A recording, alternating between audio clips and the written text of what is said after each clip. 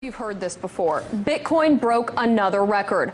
Thursday, the digital currency topped $4,500 in trading, which means it's doubled in price in the past month alone. That's huge.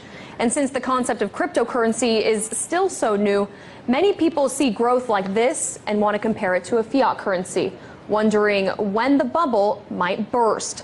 Cybersecurity expert John Mcafee says this type of thinking is a mistake. He joins me now.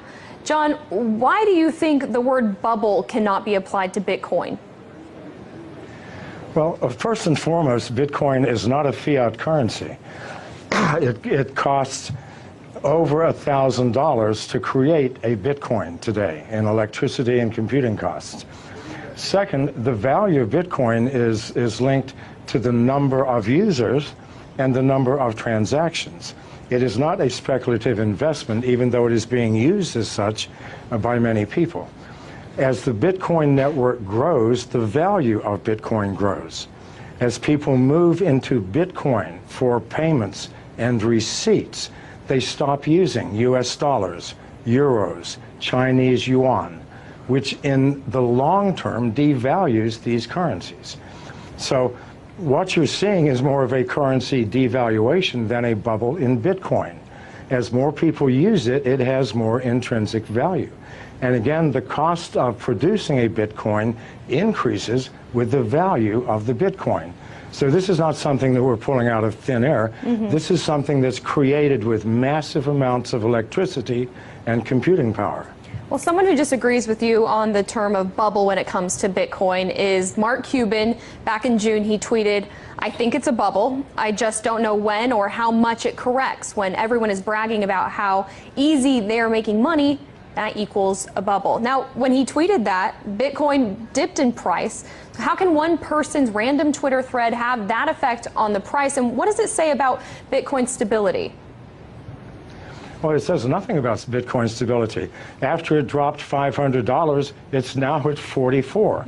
So these temporary fluctuations are meaningless, created by speculators, people who do not understand the fundamental technology of the blockchain. Those who do know that in the long term, these fluctuations will make no difference. The more people who use Bitcoin, the more valuable it will become. This is the only metric we can use.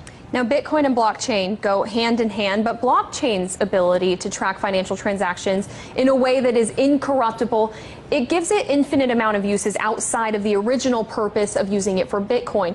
Do you see blockchains overtaking certain aspects of the financial system as we know it now? It will take over all aspects.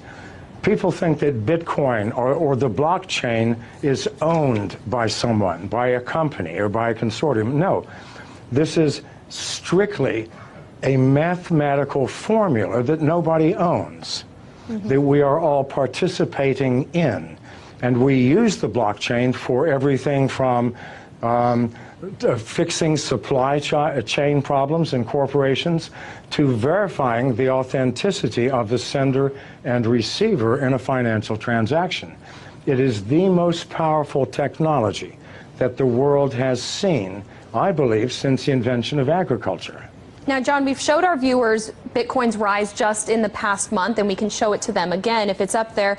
But on July 17th, 1 month ago, you tweeted that Bitcoin's low of 1,800 yesterday simply could not be maintained.